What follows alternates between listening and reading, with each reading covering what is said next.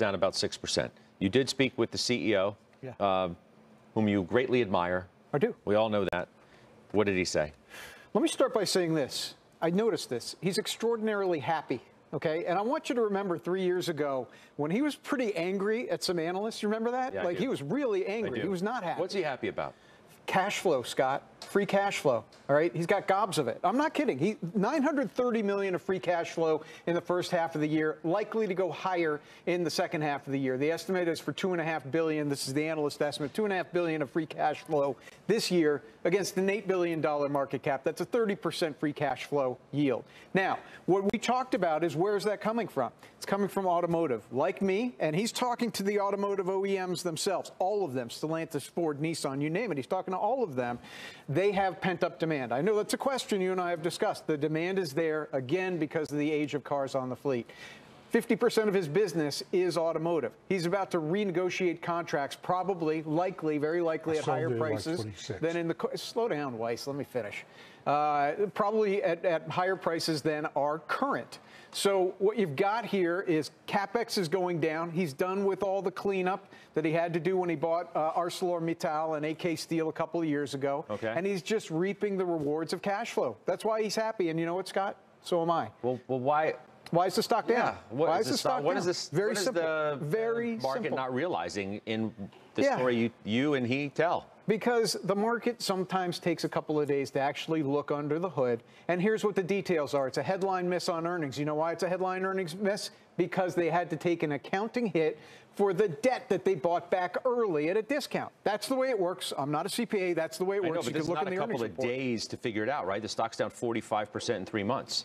It seems to me, and this is factual, the last 3 earnings report dates, stocks have done poorly on the earnings report date, even though, frankly, and I submit again today, the earnings report was very good.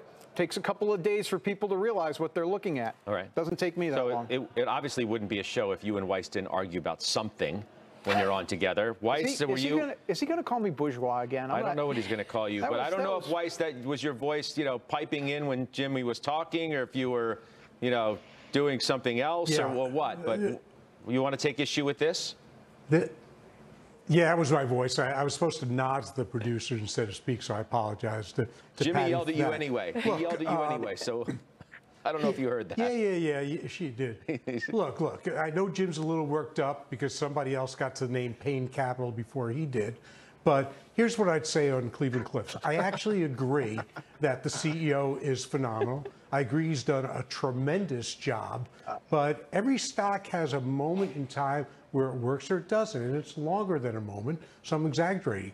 This is not the market for this kind of company. When you're looking at, look at the yield to the 10-year. It's telling you people are worried about the economy, and that's going to persist. So I don't think we'll look up in a couple of days and see the stock higher. I think potentially the stock goes lower. Yeah, but he doesn't own it. In fairness, he doesn't own it or nor care in a couple of days if it goes higher or not, right? What about a couple of years? Right, and you know what? That's great. I just hate losing money, whether it's in a couple of days, in a few months, or a couple of years. As I said in the show before, I don't buy a new car today because I'm going to drive it 2 years from now. I buy a new car today because I'm going to drive it today. So there's a difference of time frame how we look at things. So I think you have plenty of time to get into this and the other material just make this really quick. The thing about positive free cash flow, and particularly in the size that it is right now, is what they can do with it.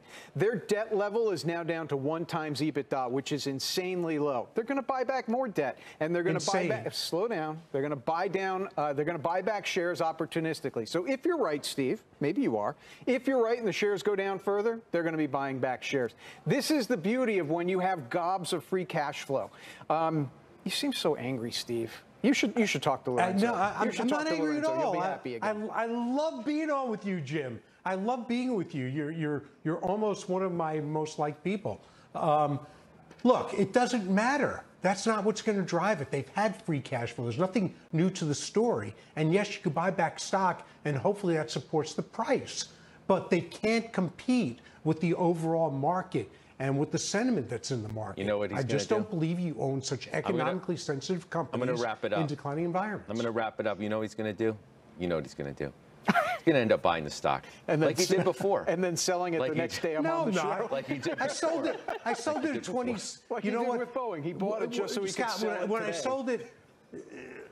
When I sold it at 26, I was maligned as it went to 30. Yeah. I needed an apology, Jim, to make you feel better. All right. Let's take the break. Straight ahead, we do have our call of the day. One firm cutting